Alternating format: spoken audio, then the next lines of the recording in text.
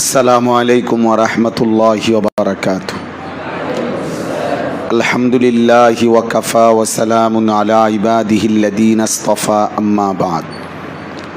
আল্লাহুম্মা সাল্লি আলা সাইয়্যিদিনা মুহাম্মাদিন নাবিয়্যিল উম্মি ওয়া আলিহি ওয়া সাল্লিম তাসলিমা। সুবহানাকা লা ইলমা লানা ইল্লা মা 'আল্লামতানা ইন্নাকা আনতাল আলিমুল হাকীম।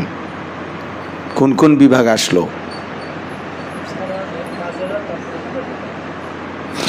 আচ্ছা, নুরানি থেকে তো কিছু আসার কথা ছিল, মুরব্বী যারা। মাশা মাদ্রাসায় আশরাফুল উলুম ময়নামতি বুড়িচং কুমিল্লা এর উদ্যোগে তালেবানে ইলমের চরিত্র গঠনমূলক মজলিসু হুসনিল খুলুক প্রতি সোমবার অনুষ্ঠিত হয়ে থাকে। আজকে সোমবারও তা ধারাবাহিকভাবে চলতেছে, আলহামদুলিল্লাহ।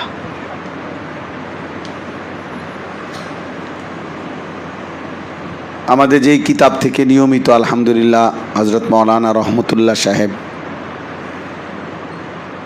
তালিম করেন, আমি প্রত্যেকবারেই বলছি তোমাদেরকে এই কিতাবের তালিম অনেক গুরুত্বপূর্ণ, এবং আমরা ভাবতেছি, চেষ্টা করতেছি সময়ে যদি মিলাইতে পারি তো আরও মুস্তাকিল সময় সুন্দরভাবে এই কিতাবের 15-20 মিনিট আধা ঘন্টা তালিম হওয়া উচিত।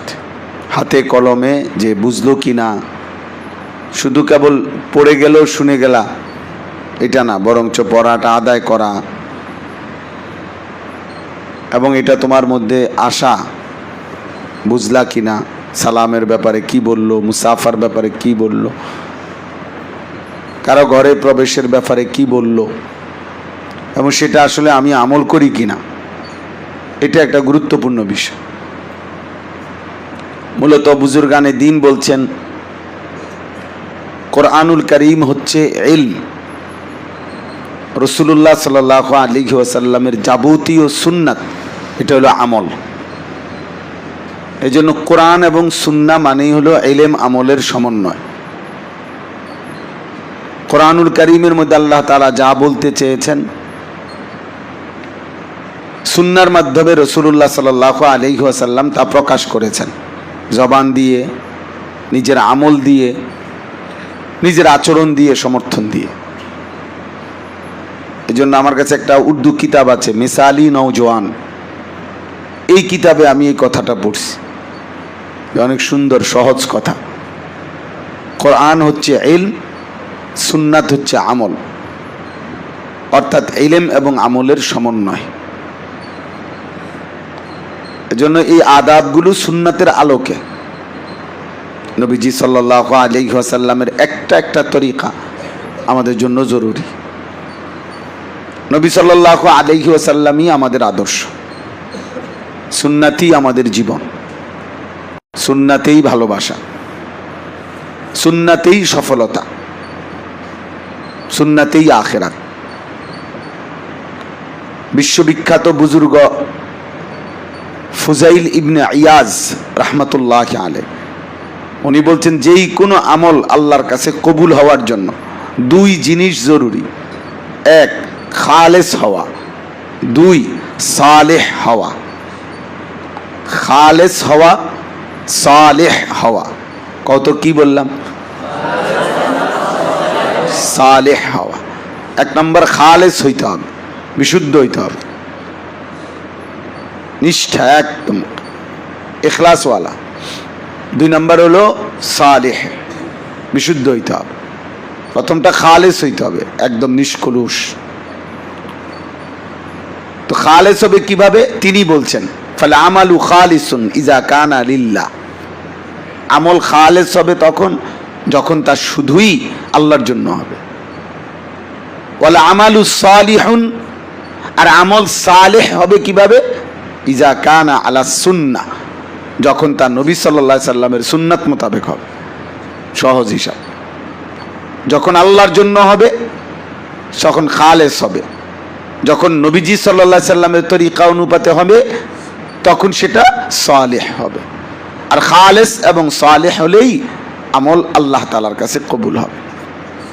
ফামান কানা ইয়ারজু লিকা রাব্বিহি ফালইআমাল আমালান সালিহা ওয়ালা ইউশরিক বিইবাদাতি রাব্বিহি আহাদা। এজন্য তালেবে ইলম বিষয়টাকে বুঝতে চেষ্টা করো। তোমরা যদি না বোঝো তো উম্মতের শ্রেষ্ঠ তবকা তোমরা।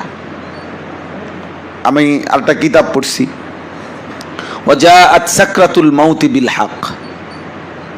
আমার গাড়িতে এটা থাকে কিতাব, এটা খুব আজিমুশান কিতাব, বহুতই মহব্বতের কিতাব। ডক্টর আয়েজ আল কারনি, বর্তমান পৃথিবীর একজন বিখ্যাত আরবীয় লেখক, আলেম, ওনার কিতাব। তো ওই কিতাবের মধ্যে উনি একটা আশ্চর্য জিনিস লিখছে, আসলাহুস সালিহিন। অর্থাৎ আমরা তো বলি যে সোহবতে সালিহিন, কোন আল্লাহওয়ালার সান্নিধ্য এক মানুষের জন্য জরুরি। তো উনি বলছে এই সালিহিনদের মধ্যে আসলাহ, সর্বোত্তম সালিহিন কারা? উনি বলছে সত্যিকার শরঈ কোরআন এবং সুন্নাহর ইলম শিখে শিখায় যারা, তারা হচ্ছে এই উম্মতের সর্বশ্রেষ্ঠ আল্লাহওয়ালা। ওইখানে আছে, আমি নতুন দেখছি। তালেবে ইলম তোমরা হইলা সবচেয়ে ভালো মানুষ, সবচেয়ে ভালো মানুষ। আলহামদুলিল্লাহ, কও আলহামদুলিল্লাহ। তাহলে কাজেই কোনো হুজুর যদি ফিরে দিতে লাগে, হুজুরে বলবে আমি হলাম সবচেয়ে ভালো মানুষ, আপনি আমারে কোন বিচারে ফিরতে আছেন? হুজুর বলবে তখন তোমাকে যে আমিও সবচেয়ে ভালো মানুষ, কারণ আমিও তো পড়াই তোমারে। সত্যিকার শরঈ ইলম যারা চর্চা করে, কোরআন সুন্নাহর ইলম, তো তিনি বলেন তারা হলো আসলাহুস সালিহিন, সবচেয়ে বেশি নেককার, সবচেয়ে বেশি ভালো মানুষ, আল্লাহওয়ালা। এই জন্য তালেবে ইলম তোমরা সর্বোত্তম মানুষ, শ্রেষ্ঠতম মানুষ। অতএব এই নিয়ামত থেকে যেন বঞ্চিত না হও সব সময়। বাবা, আমি এই কথাটা বুঝাইতে চাই, আমার বেশি কথা এটা। পড়ালেখা কম হোক, সবাই হাটহাজারী আহমদ শফি রহমতুল্লাহ আলাইহি হবে না, সবাই জুনায়েদ বাবু নগরী রহমতুল্লাহ আলাইহি হবে না, সবাই খালিদ ইবনুল ওয়ালিদ হবে না। সাহাবায়ে কেরাম সবাই খালিদ ইবনুল ওয়ালিদ ছিলেন না। খালিদ তো খালিদই একজনই। আরব দেশে বলতো আজাজাতিন নিসাউ আন ইয়ালিদনা মিসলা খালিদ। হযরত খালিদ ইবনুল ওয়ালিদ এত বড় বাহাদুর ছিলেন, এত বড় যোদ্ধা ছিলেন যে আরব দেশের মানুষ বলতো প্রবাদ বাক্যের মতো যে আরবের কোন নারী আর কোনোদিন খালেদের মতো সন্তান জন্ম দিতে অক্ষম, এমন সন্তান আর হবে না। খালেদ খালেদি। মুতার যুদ্ধে খালিদ ইবনুল ওয়ালিদ রাদিয়াল্লাহু তাআলা যুদ্ধ করতে করতে 9টা তরবারি মোট ভাঙ্গা ফেলছে। 10 নম্বর তরবারিতে আল্লাহ তাআলা বিজয় দান করছে। কি ফিটাটা ফিটছে এবার, খাও কি মাইটটা দিছে, সুবহানাল্লাহ। হাসরের ময়দানে আমরা চেষ্টা করব খালিদ ইবনুল ওয়ালিদকে দেখা পাইলে তোমরা সহ আমরা বলবো যে আপনি আমাকে একটু দেখান তরবারিটা কেমনে ঘুরাইতেন। উনি 2 হাতে তলোয়ার চালাইতেন, একসাথে 2 তরবারি দিয়ে যুদ্ধ করতেন। সুবহানাল্লাহ। তাইলে এই জন্য সবাই খালেদ হবে না, সবাই ওমরে ফারুক হবে না, কিন্তু ইসলামের খেদমত তো সবাই করতে পারবে, ইলম চর্চা তো সবাই করতে পারবে। দ্বীনের সাথে লেগে থাকা, কম হোক বেশি হোক, অল্পই হোক। আমি আমার মালিকের ঘর ঝাড়ুই দিলাম, তত আমার মালিকের ঘর ঝাড়ু দে। কাবা ঘরের যারা ক্লিনার হারাম শরীফের, তারাও দামি, আল্লাহর ঘর ঝাড়ু দেয়, আল্লাহর ঘর মুছে, আল্লাহর ঘর মুছে। গতকালকে এক ছেলের সাথে আমার দেখা হয়েছে, সে সৌদি আরবে থাকে বহু বছর যাবত। ও বলতেছে হুজুর কাবার ইমাম, আমি একজন ইমাম সাহেবের, ওই ইমাম সাহেবের পাহারাদারিতে যে খাদেম দ্বারা দায়িত্বে, আমি 6 বছর কাবার ইমাম সাহেবের খেদমতে, ওনার পাহারাদারির দায়িত্বে আমি একজন ছিলাম। তার কাছে এটা অনেক বড় ফখরের বিষয়, গৌরবের বিষয় যে হ্যাঁ, আমি আল্লাহর ঘরের ইমামের খেদমত করছি। এই পৃথিবীর হাজারো সম্পদের চাইতে এটা দামি বেশি। এই জন্য আল্লাহ তাআলা আমাদেরকে এলেমের জন্য পছন্দ করছেন, কোরআন সুন্নাহর কিছু দেওয়ার জন্য। আমাদের দিল থেকে এটা চাইতে হবে। এই জন্য আমি 2টা কথা আরেকটা বলি। 1 নম্বর কথা হলো, রাসূলুল্লাহ সাল্লাল্লাহু আলাইহি ওয়াসাল্লামের জীবন থেকে, এখানে আমাদের হযরত যে কিতাব থেকে আমরা তালিম করি, তালেবানে ইলম, পথ ও পাথেয়, তালেবে ইলমের আত্মোপলব্ধি ও জীবন গঠনের জন্য হযরত মাওলানা আব্দুল মালিক হাফিজাহুল্লাহ, আমাদের জাতীয় মসজিদ বাইতুল মুকাররমের বর্তমান খতিব, বাংলাদেশের শ্রেষ্ঠ দ্বীনী প্রতিষ্ঠান মারকাজুদ দাওয়া আল ইসলামিয়া ঢাকা এর স্বনামধন্য তিনি হচ্ছেন আমিনুত তালিম। সব জিম্মাদারি ওনার। অনেক বড় মানুষ, অনেক বড় আলেমে দ্বীন, সারা পৃথিবী বিখ্যাত। বাস্তবিক অর্থেই ফুস্টার সর্বস্ব আন্তর্জাতিক খ্যাতি সম্পন্ন না, বরং বাস্তবিক আন্তর্জাতিক খ্যাতি সম্পন্ন মানুষ। আমরা দইলাম ফুস্টার मीडियाए। हजरत मौलाना तारिक मसूद साहब बोलছে मीडिया ने हमको मशहूर बना दिया। ক্যামেরায় আমার ঘরে কি বানায় দিছে, মশহুর বানায় দিছে। আসলে কোনো মশহুর হওয়ার উপযুক্ততা ছিল না। যালিকা ফদলুল্লাহ। তো এই জন্য হযরত এখানে লিখছেন, রাসূলুল্লাহ সাল্লাল্লাহু আলাইহি ওয়াসাল্লাম থেকে আমরা জ্ঞান চর্চার ক্ষেত্রে, ইলম চর্চার ক্ষেত্রে কি কি জিনিস শিখতে পাই, এগুলো ধারাবাহিক লিখছেন। আমি এটা শোনাবো তোমাদেরকে পরপর ইনশাআল্লাহ। এর মধ্যে আজকে 1 নম্বর হলো, হযরত এটা বুঝাইছেন যে নবীজি সাল্লাল্লাহু আলাইহি সাল্লামের জীবন থেকে আমরা এই কথা বুঝতে পারি যে ইলম একটি মুস্তাকিল আমল, অর্থাৎ ইলম শিখা, ইলম শিখানো, ইলম চর্চা করা, কোরআন সুন্নাহর ইলম অর্জনের পিছনে জিন্দেগি লাগায়া দেওয়া, কোরআন সুন্নাহর ইলমের খেদমতে জীবন লাগায়া দেওয়া, এটা একটা মুস্তাকিল একজন মুমিনের জন্য আমল। এটা একটা কাজ। ব্যবসা আমার একটা কাজ, ঘর সংসার করা আমার একটা কাজ। ঠিক তার চাইতে বড় মহান কাজ একজন মুমিনের যে ইলমের পিছনে নিজেকে লাগায় দেওয়া। শিখলাম, শিখাইলাম, পড়লাম, পড়াইলাম।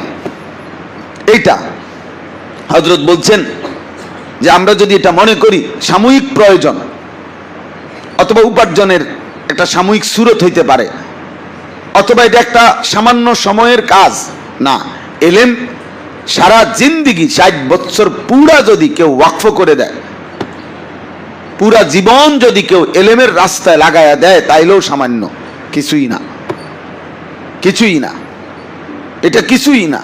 পৃথিবীর সমস্ত মনীষীগণ ইলমের জন্য সারা জীবন ওয়াকফ করেও ওনারা এই আফসোস করছেন যে আমি কিছুই অর্জন করতে পারি নাই।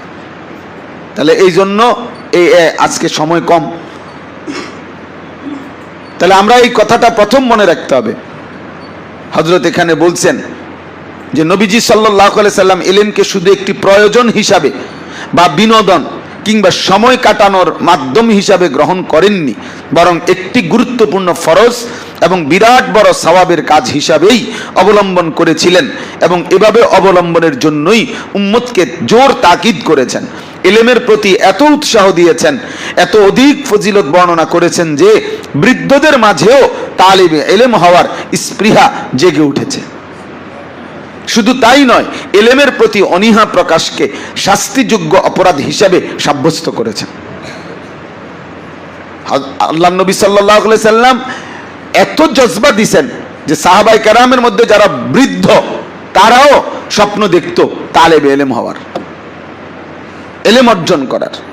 আর নবীজি এখানে বলছেন যে আল্লাহর নবী সাল্লাল্লাহু আলাইহি সাল্লাম একটা লম্বা হাদিস এখানে উল্লেখ করছেন। ওই হাদিসের মধ্যে বলছেন যে তোমাদের প্রত্যেক দল, প্রত্যেক গোষ্ঠী, প্রত্যেক গোত্রের মানুষের দায়িত্ব দুইটা। এক, তোমরা যারা ইলম যা অর্জন করেছ তা অন্যদেরকে, পার্শ্ববর্তী গোত্র, পার্শ্ববর্তীদেরকে তোমরা শিখাবে, প্রতিবেশীদেরকে শিখাবে। আর প্রতিবেশীদেরও দায়িত্ব, তারা যারা জানে, যাদের কাছে ইলম আছে, তাদের কাছ থেকে ইলম অর্জন করবে। তাহলে ইলম অর্জন, ইলম বিতরণ, অর্জনও করবা, বিতরণও করবা। এই কাজ তোমাদের প্রত্যেক মুসলিম কওম, গোত্র, সম্প্রদায়, গোষ্ঠী প্রত্যেকের দায়িত্ব। নবীজি বলছেন সাল্লাল্লাহু আলাইহি ওয়াসাল্লাম, যদি এটা তোমরা না করে থাকো তো লা উআজিলান্নাহুমুল উকুবাতা ফিদ দুনিয়া, আল্লাহ ওয়াদা দিছে যে আমি তাহলে ওই মানুষগুলোকে দুনিয়াতেই শাস্তি দেব, বেইজ্জতি করব। নাউজুবিল্লাহ। এই জন্য আজকে এটাই কথা যে আমরা ইলমের জন্য শুধুমাত্র 2-1 বছর পড়ি, আচ্ছা দেখি না কিছু শিখলাম, কিছু জানলাম, যাই পড়লাম কিছু তো জানলাম, না না, এই খামখেয়ালি। ইলম এত মামুলি জিনিস না, এত বড় আজিমুশান নেয়ামত। তোমার আমার পুরা জিন্দেগিও যদি আমরা ওয়াকফ করে দেই তাইলেও সামান্য, তাইলেও কি সামান্য, তাহলেও সামান্য, তাহলেও সামান্য। এই জন্য ইনশাআল্লাহ আজকের থেকে আমরা এটা মনে রাখতে হবে। আমরা আলহামদুলিল্লাহ কোরআন সুন্নাত ইলম শিখতেছি, এটা সাময়িক বলে না, এটা সাময়িক বিষয়, এটা বিনোদন, এটা সময় কাটানোর মাধ্যম না, এটা জিন্দিগির সাধনা। এটা কি বলে না, জীবনের সাধনা। এটাই আমার জীবন, আমার রাত, আমার দিন, আমার ভোর, আমার সকাল, আমার ঘুম, আমার ঘুম থেকে উঠা। আমি শুইতে শুইতেও ইলম চর্চা করব, আমি জাগতে জাগতেও ইলম চর্চা করব, আমি হাঁটতে হাঁটতেও ইলম চর্চা করব। রাসূলুল্লাহ সাল্লাল্লাহু আলাইহি সাল্লামের সাহাবারা, তাবিঈরা, তারা ইলম চর্চা করতেন। ইয়াবুসুল ইলম ফি মাজালিসিহিম ওয়া মাসাজিদিহিম ওয়া আসওয়াকিহিম। সাহাবা তাবিঈরা তাদের যেই কোনো মজলিস, যেখানেই বসতেন ইলম চর্চা করতেন, মসজিদে ইলম চর্চা করতেন, আসওয়াকিহিম